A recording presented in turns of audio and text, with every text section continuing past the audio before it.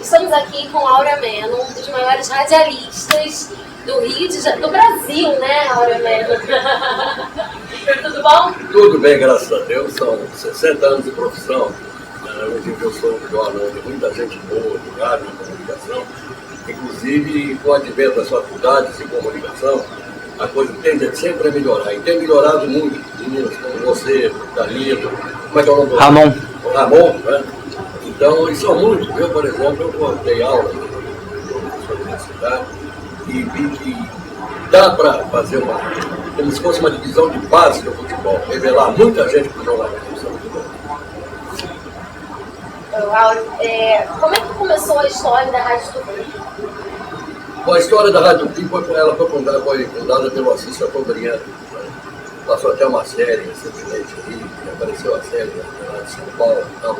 O Assis Chateaubriand chegou a construir o maior império de comunicação do país, as emissoras associadas, diários, jornais, né? Depois em rádio e depois em televisão. Mas o império imenso, um império tão grande, e ficou devendo muito ao governo. E foi muito mais fácil ao governo, foi mais tranquilo para o governo, foi a saída melhor para o governo. Não cobrar o que devia e deixar funcionar. Né? Deixar funcionar. Porque eles não iam conseguir pagar e se o governo tomasse dele aquele império, quem ia operar? O governo ia operar mal. Né? Era um império muito grande. E a Tupi nasceu nesse império do Assis Chateaubriand. É uma rádio tradicional do Rio de Janeiro, não só no Rio de Janeiro, também tinha Tupi de São Paulo, era das emissoras associadas. Está aí até hoje está na liderança de audiência, virou a Rádio Globo da audiência. Você trabalhou com a Tupi muito tempo, né? A gente sabe que você, na verdade, você começou a carreira com um freelance que você fez, não foi? Do Getúlio Vargas? Eu passei mais tempo na Globo. Na Globo eu passei 42 anos. Na Tupi eu passei 9 anos. Eu estudava no colégio, ali no Lado do Machado, e o Léo Batista, da TV Globo, era da Rádio Globo.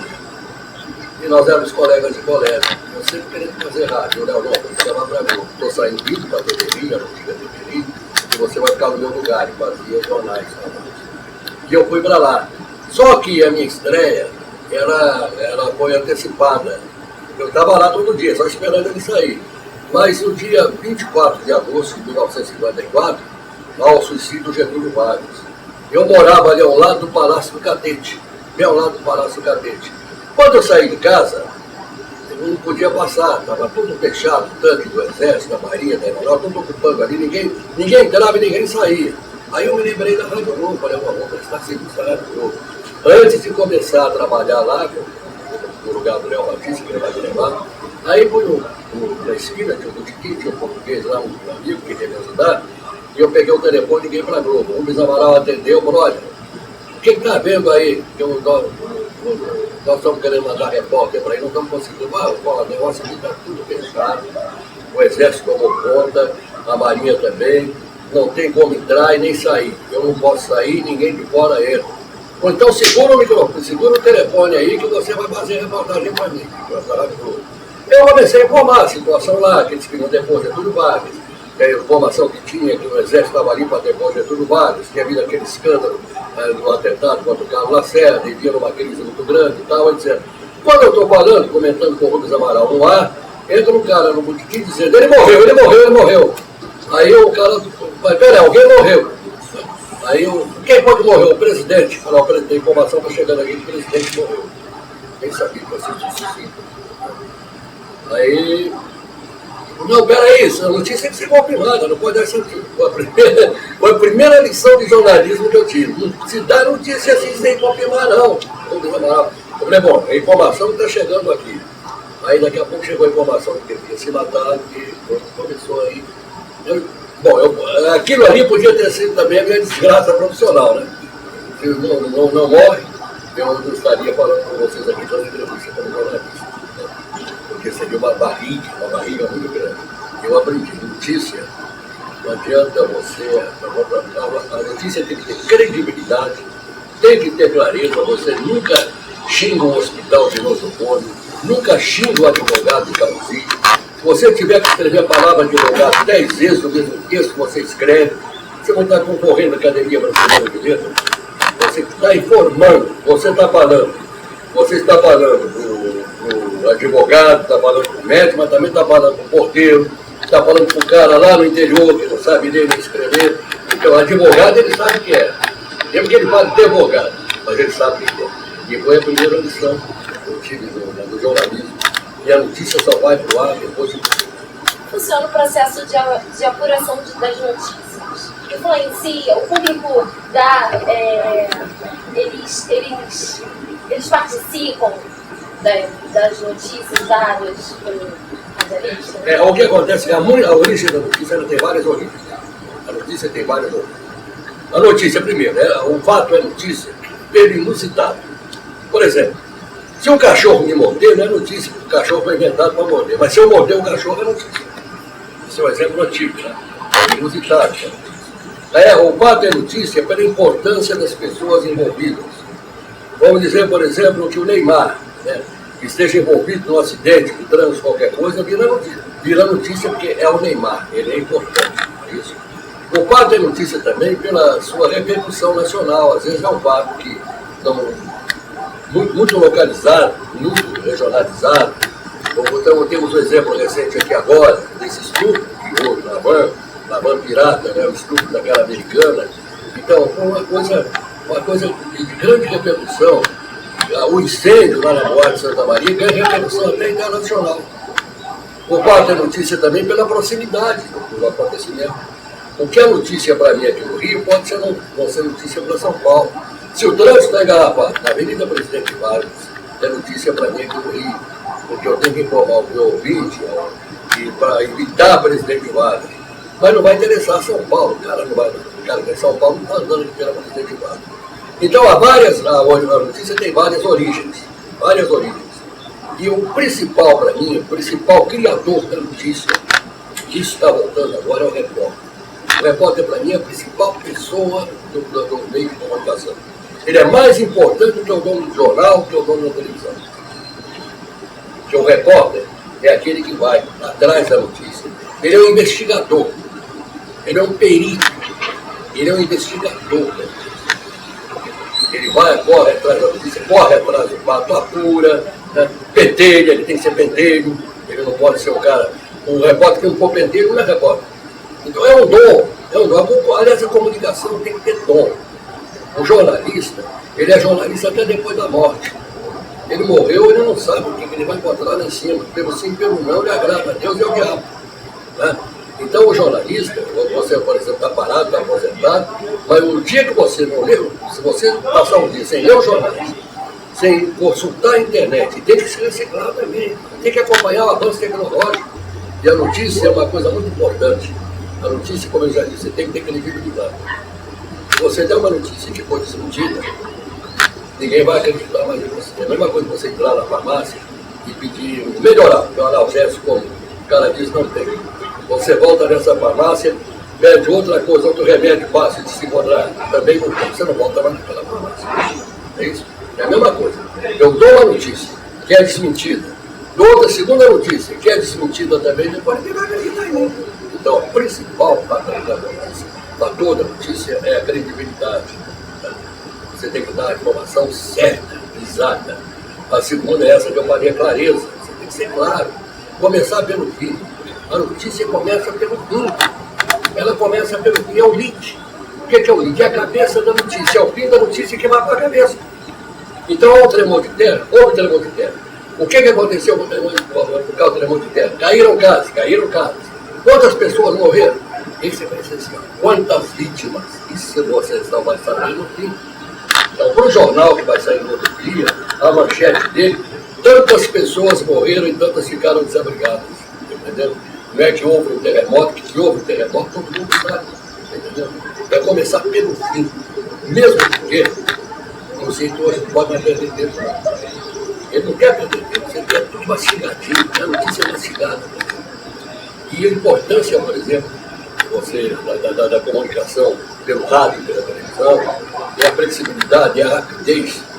Por exemplo, tem um exemplo, se eu citar um exemplo aqui, quando o Tancredo Neves morreu, no dia que o Tancredo Neves morreu, todos os jornais todos os jornais do Brasil estavam na banca dizendo: Tancredo Neves é internado em estado gravíssimo. E as rádios e as televisões já estavam dando a morte dele. Entendeu? É uma coisa, a notícia, né? Você tem que acompanhar, você tem que seguir, você não pode parar, entendeu? A notícia é uma coisa fascinante, é fascinante. É como coisa ruim, corre, é como uma mentira. Né? Só que a notícia não tem pé nas curvas. Quando ela é verdadeira, ela vai até o fim. E graças à notícia, graças à informação, graças à mídia, é que se realiza muita coisa nesse país, é que se muda muita coisa nesse país, é que se fica sabendo de muita coisa que aconteceu e estava escondida debaixo da Bíblia. Na sua época, existia uma participação ativa dos ouvintes com a rádio? Ah, isso é importante. Se não houver essa participação, se não houver essa interação, se ele falar, se ele escrever e não se impor feedback, se não houver o retorno, ele não comunicou, ele parou e não disse.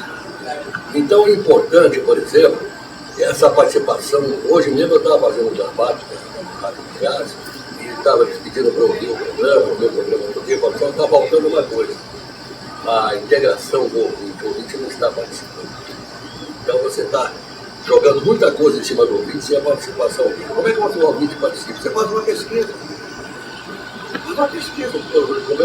Você é a favor ou contra o aborto? Você é a favor ou contra a pena de morte? Parecem bobas, mas que o povo quer falar. Então aí você tem a participação do ouvinte. Isso começou com o telefone, né? Virou-se até um chamado ouvinte profissional, aquele que ligava para a emissora de rádio para ganhar prêmio. Imagina, às vezes ele ligava depois, terminava todos os programas de rádio, ele ligava para a Globo, para a Tupi, para a Nacional, e depois ele ligava, o dia que ele não podia ouvir, né? Eu fui premiado ontem, Então era isso. Mas essa participação do ouvinte, se ela não houver, não há comunicação. Não adianta o cara falando aqui, por exemplo, 2, 3 horas, sem saber se alguém está me ouvindo. O próprio jornal, que não tem o retorno, claro que o jornal também tem que ter o retorno. Senão não vende. Ele não vende. É aquele negócio, aquelas notas dos leitores e tal. Você vê que o Globo, por exemplo, o jornal Padrão e outros jornais, estão dedicando 2, 3 páginas a notas de leitores. Porque eles sabem da importância desse retorno, desse feedback, dessa participação. O cara também, o consumidor da notícia, o receptor da notícia, também quer participar. Até o ponto que você não. Chega um ponto que você não sabe quem é o receptor e quem é o emissor. Muitas vezes o receptor está emitindo para você uma série de informações que eu, que sou o emissor da produção, não sabia. Essa participação, ainda mais hoje, com a internet, com o avanço da tecnologia, porque a internet é uma zona branca. Tem de tudo, tem coisas boas, excelentes, coisa ruim também. Áureo, quantos ouvintes colaboraram com as informações no processo da criação de uma pauta?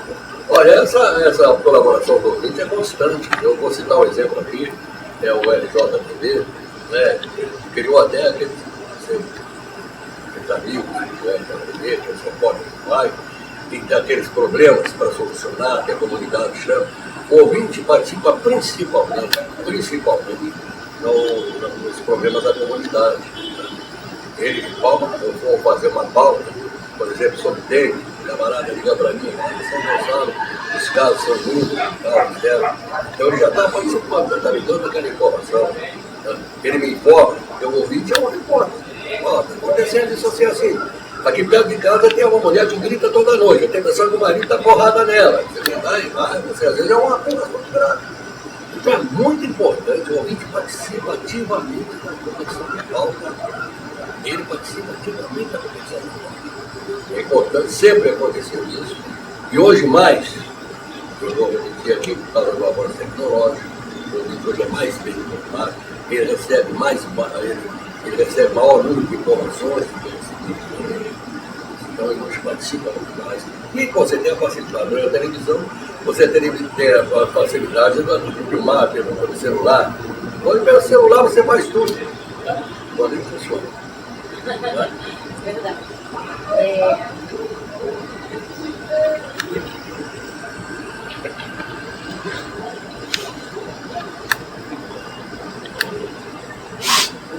Eu não entendo, né, Gabriel? Mas eu vou tentar. Qual que mais teve impacto no período em que você esteve trabalhando na rádio? Para mim foi essa, foi o meu começo. E teve uma notícia também de muita importância, Tem duas notícias que são exemplos de jornalismo. Primeiro, vou citar, eu estava trabalhando, o Papa Pio XII estava muito doente, estava morrendo, você viu como é que o Papa está igual. Então, todo mundo olhando para a chaminé no século XXI, todo mundo olhando para a chaminé. Então o Papa Pio XII estava muito doente, morre, e eu estava como repórter na Globo, cobrindo uma eleição. A apuração era feita no Maracanã, era um eletrônico, etc. Então estava aquela contagem, passava 1 mês, 2 meses cortando voto.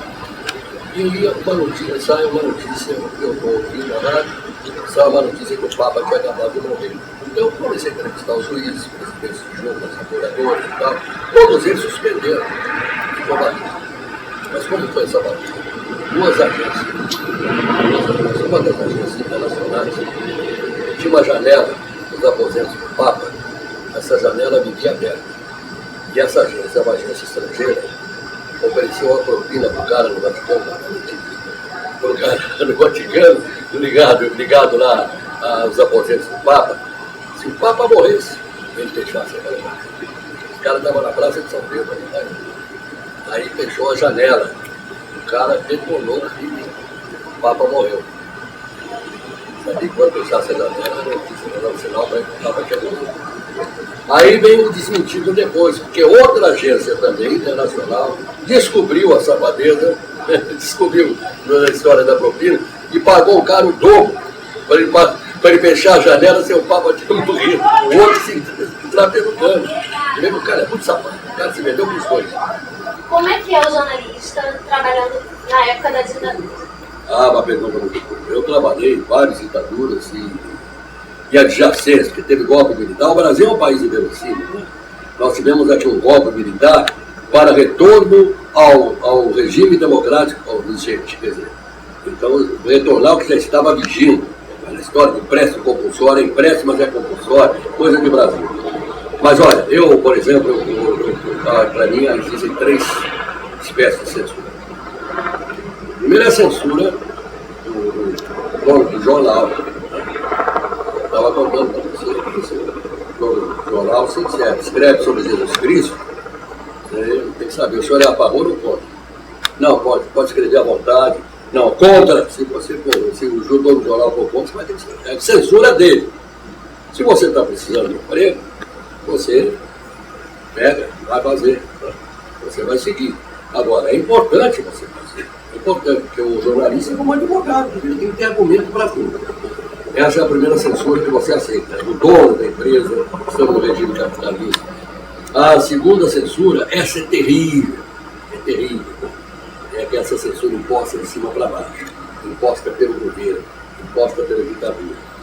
E tem a autocensura, que é a normal, é mais certo. Como nasceram os debates da rádio? Isso é importante. Olha, isso é o debate, e eu posso falar de cadeira, porque eu fui um dos inventores dessa história, eu com Haroldo de Andrade. Então o debate é o seguinte, você me perguntou há pouco instante sobre a participação do ouvinte, né? Então o debate é aquela conversa de botequim. Está todo mundo sentado ali, tomando a cervejinha, aí você começa, passa uma mulher, opa, que mulher boa.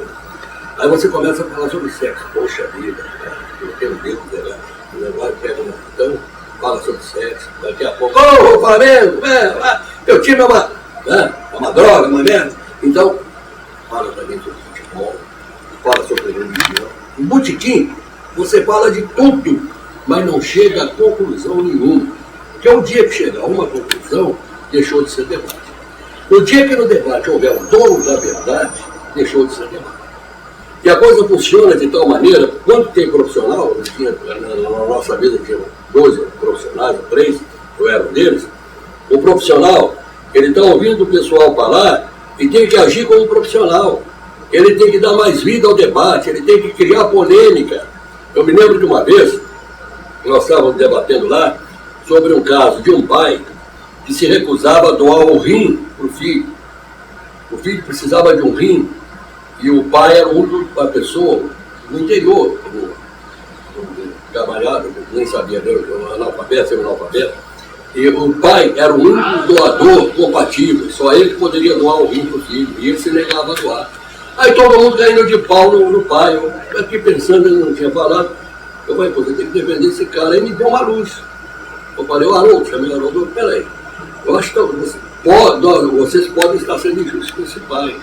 Talvez esse pai esteja negando o rim ao filho por uma questão até de caridade, de amor. Aí esse cara, que amor, coisa nenhuma, esse é um pai safado. Calma. Nós não estamos lidando aqui com uma pessoa que tem estudo, uma pessoa que tem a certeza que pode viver com alguém só. É um homem rude, é um homem que não tem estudo, é um ser analfabeto. Quem sabe ele está pensando dessa maneira. Esse filho é muito doente, só tem a mim para cuidar dele.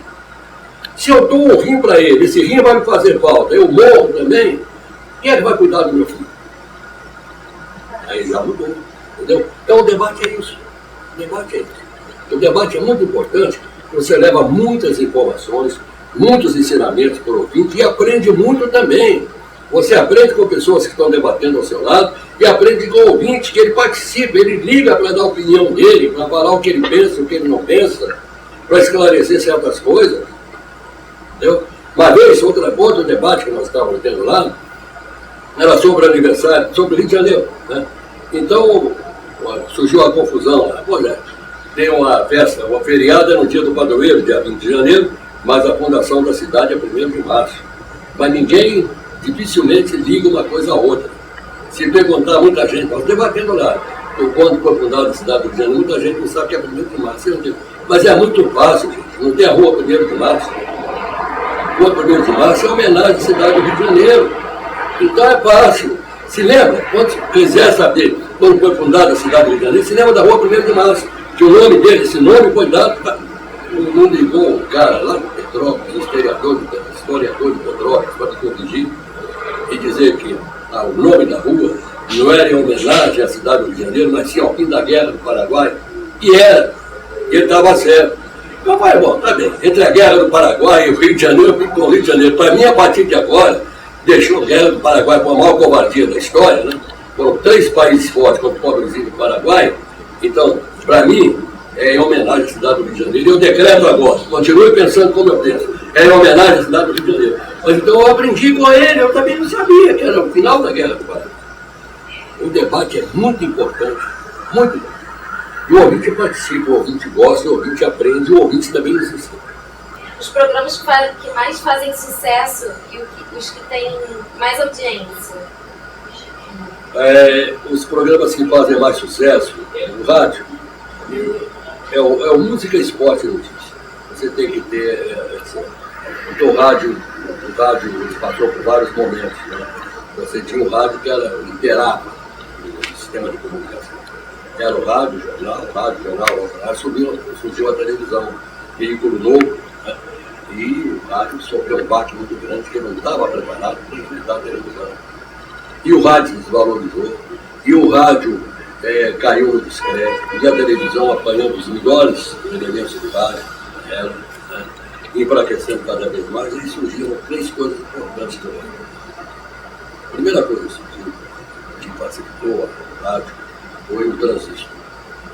O rádio deixou de ser aquele aparelho grande que ficava na sala, em cima da mesa, para você carregar no bolso. Então, é um aparelho que você carrega no bolso para qualquer lugar. A segunda coisa aconteceu aqui no Rio de Janeiro, uma coisa chamada emissora continental. Nem bem, só os antigos cinemas. Foi uma revolução no rádio. Não pagava ninguém, ninguém recebia salário, mas o pessoal trabalhava, criou uma escola de reportagem. A Continental tirou o rádio do estúdio e levou o rádio para a rua. Então a pessoa ouvia uma informação do Repórter S, um incêndio, e só acreditava quando o Repórter S desce. Acabava de ouvir no Repórter S, ligava para a Continental, porque ele sabia que daqui a pouco os repórteres da Continental estavam lá informando. Incêndio, aquela coisa toda. Mexeu com o esporte, porque antigamente se transmitia só o jogo principal, e era só o narrador e o comentarista. Aí se criou a equipe de esporte, repórter de campo, essa coisa toda. Foi tudo emissora continental. Então trouxe mais motivação para o rádio, trouxe mais credibilidade para o rádio. E a música. sujeito chamado Zé Mal, foi nos Estados Unidos, e viu o que aconteceu. Então ele lançou o espaço comercial do rádio, estava muito prostituído, estava muito mal pago, desvalorizado. Então o que ele fez? Ele lançou a Tamoio, que tinha um som maravilhoso, e fez o rádio só sucesso musical. Tocava 4 músicas seguidamente, e meio minuto de intervalo. 4 músicas, quer dizer, dava 16 minutos de música de sucesso, tudo pauleiro, e meio minuto de intervalo. O que aconteceu? Aumentou o preço e valorizou o intervalo. Aquele intervalo que não passou a variar. No rádio você luta contra o tempo. Você luta contra o tempo. Por quê? Porque você tem um noticiário de hora em hora. Então você tem que correr e tal, fazer a notícia, correr em cima e tal, para naquela hora certa, tem que ser naquela hora certa mesmo, então você é noticiário. E é como acontece, eu já sei uma coisa da Globo News, que é uma excelente emissora de televisão, e você, quando tem qualquer acontecimento importante, eu ligo lá, mas eles fazem muito congelado lá, uma notícia que é repetida, diária, em todos os noticiários. Mas o rádio não tem isso, o rádio não faz isso, o rádio ele dá sempre uma notícia inédita. Então a diferença é essa, o rádio ele tem que dar informação na hora, o jornal tem mais tempo para fazer, para trabalhar aquele tipo de informação. Então o rádio, por exemplo, o futebol, uma partida de futebol terminou às 11 horas da noite, meia-noite e tal. O rádio está dando que o cara foi expulso, ou que o time jogou mal, e o treinador está correndo risco. Outro dia cedo, o jornal já teve tempo para informar que o treinador foi demitido. Entendeu? Ele teve a noite toda naquele grupo. Então é muita diferença, né? A diferença é muito pequena.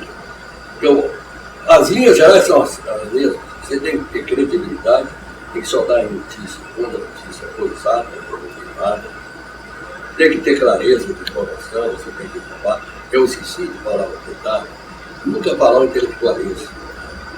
Os debates populares do Globo tinha um dia que caíam os debates. Aí nós fomos ver que ela tinha 3 intelectuais, dose para elefante, 3 intelectuais juntos. Quando você tem um intelectual, como o Arthur Gattar, eram intelectuais, que falavam por vez. Mas o intelectual geralmente é um chato. 2 então são 2 chatos, querendo ser mais chato, um querendo falar mais difícil do que o outro. O ouvinte sofre. Entendeu? Então, isso é importante, clareza da informação. Você falar o por vez. E toda vez que você for obrigado a falar uma coisa que o público não entende, você tem que explicar o que é.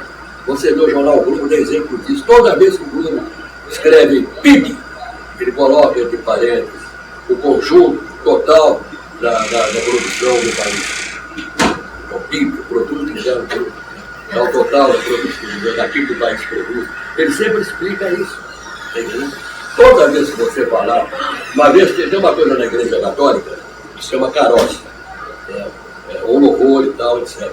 E um amigo meu trabalhava numa rádio católica, operador, aí eu fui lá e falei, escuta, você vai sair daí a que hora? Não, estou esperando o tal de Queiroz ali para gravar. Aí ele perguntou para a mulher lá e tal, escuta, claro que esse Queiroz é aquele Queiroz, não tem Queiroz aqui não. Eu não estou dizendo aí que vai ter um Queiroz aí, não é Queiroz, é Caroz.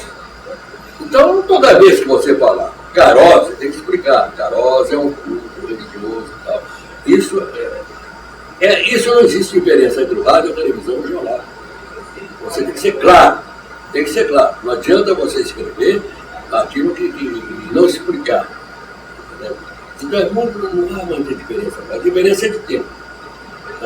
O rádio tem menos tempo, o jornal tem mais tempo, e a televisão fica com o tempo médio, porque ela sabe que a novela está dando muito embora.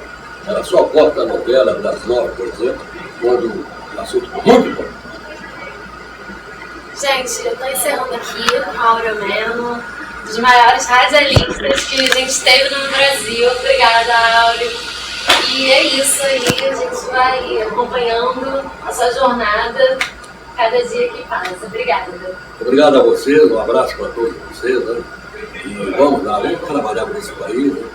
E eu acho que nós, comunicadores, temos que trabalhar por isso, acabar com essa história do Enem, e sem fazer, botar receita de bolo, receita de não sei o quê, numa redação. Não sabe escrever, não escreve. Deixa entrar em branco. Né? Agora, o pior é o professor que dá nota 1000, 1000, 2000. Então, essa é a nossa função. A função do comunicador é essa. Nós cometemos erros. Nós, às vezes, falamos bobagem, falamos também bobagem. Mas a gente tem que lutar para cometer menos erros, falar menos bobagem e ser mais útil à sociedade. Eu que agradeço a vocês. Aprendi muito com vocês.